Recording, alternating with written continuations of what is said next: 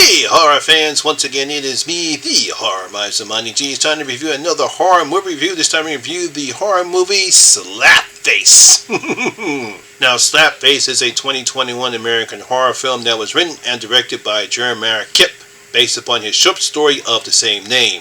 Now this film stars August Material, Mike Manning, Liv Bearer, Mary Bell Lee, Bianca Ambrosia, and Ciara Ambrosia. Now, in this film, a boy deals with the loss of his mother by creating a dangerous relationship with a monster rumored to live in the woods. Oh no.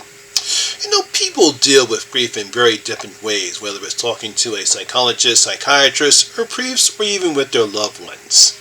Now, some people deal with grief in other ways, where they isolate themselves and don't communicate with anybody else, or they do things that could result in bad things happening to themselves or to others. So writer-director Jeremiah Kipp brings us his film about grief with a supernatural twist called Slapface. Now, in this film, we have brothers Tom and Lucas who are trying to put the pieces of their lives together after the death of their mother. To help deal with their pain, they play a game called Slapface, where they slap each other's faces, but we see it's not working as Tom drinks too much and Lucas spends his time alone in the woods. To make matters worse, Lucas is bullied by three girls, twin sisters Donna and Rose, and their friends Mariah. Now, while escaping the girls into an abandoned hospital, Lucas encounters the town's so-called monster, a witch named Virago. It's this bonding Lucas has with Virago that will lead to a path of chaos and darkness that he might not be able to recover from. Oh, that's not good. Now, one of the things Jeremiah does very well is how dark and gloom this film looks. I mean, this is dark, it's gloomy, it's eerie. I mean, the whole place looks sad. There's no joy in the house that Tom and Lucas live in, and it's run down and broken, kind of reflecting the brothers' emotions. Now, there are some moments of joy for the brothers when Tom starts dating a woman named Anna, who actually starts to worry about Lucas and starts worrying about for his well-being. She feels as though that slapface game that Tom and Lucas has is not best for them and really should try to think they should need to get professional help, but Tom's not hearing it. He thinks it's just he and his brother and they don't need anyone else. While we do get some moments of bonding between Tom and Lucas, we get the feeling that they really need the help of a professional. That's one of the things that really gets me about this film is the fact that these two brothers, they're very sad and they're dealing with grief in their own ways, and that doesn't lead to anything great. And as this film really shows that, as we see the type of relationship that these two have, it also affects Lucas's relationship with Anne, and obviously Thomas has his own problems as well. He prefers to spend his time in the woods alone. One of the problems I have with the film is the lack of character development with the side characters. Yes, Anna does feel sorry for Lucas and Tom, but we don't see enough of that in the film. We just have cliche moments of Anna arguing with Lucas or eating dinner with the brothers. That's all we get from this one. I felt as though that the film was going somewhere with the Anna character, but that's it. We see she's there. We see her feeling sorry for Lucas because of the slapface game that we have. She thinks that's not the great way to deal with their pain, but that's about it. It should have built more on that.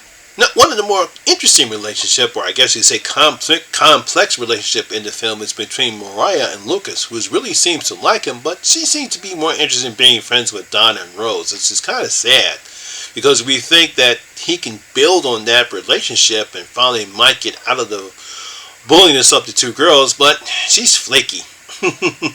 Now, I really have to give Jeremiah credit because he could have gone the supernatural route in this particular film because we are dealing with a witch in here, but he doesn't. There's nothing supernatural happens in this film. There's no floating about the way.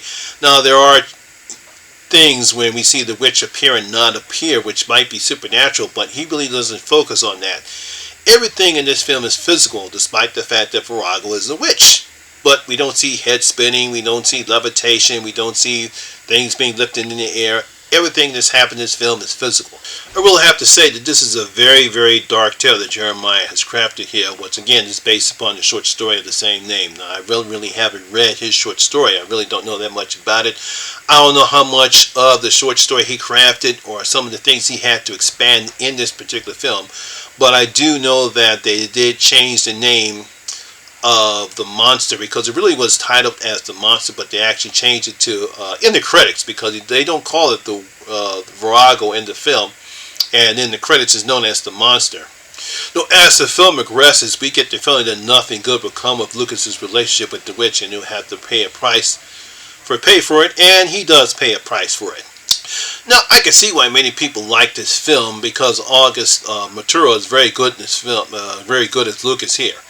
He's a sad kid. He does love his brother, but he does have a hard time expressing himself, mainly because he misses his mother, but he seems he can't communicate with his brother, and I think that's one of the aspects of the film, and the only way they can communicate each other is slapping each other in the face. His relationship with Virago seems like a mother-son one, and she will defend him if anyone harms him, as we see that come towards the end of the film. Yes, this film is dark and sad. There's no joy. There's no light. It's just plain dark and sad and grim with this very sad film. There's no, like I said before, and we do get some nice acting from August, some excellent pacing, and the other actors do a pretty good job. But there's something about this film that lacks the punch that's needed to make it a better film.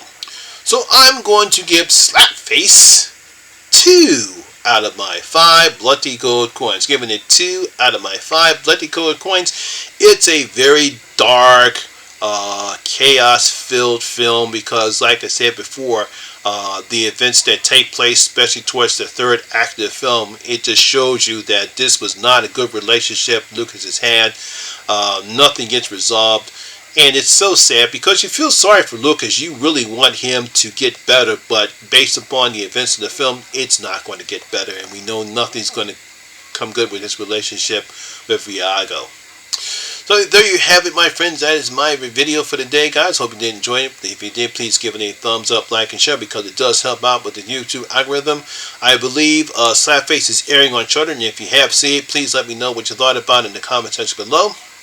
Also, if you're new here, please hit that subscriber button and ring that notification bell. That way you'll be notified anytime when I put a new video such as this one.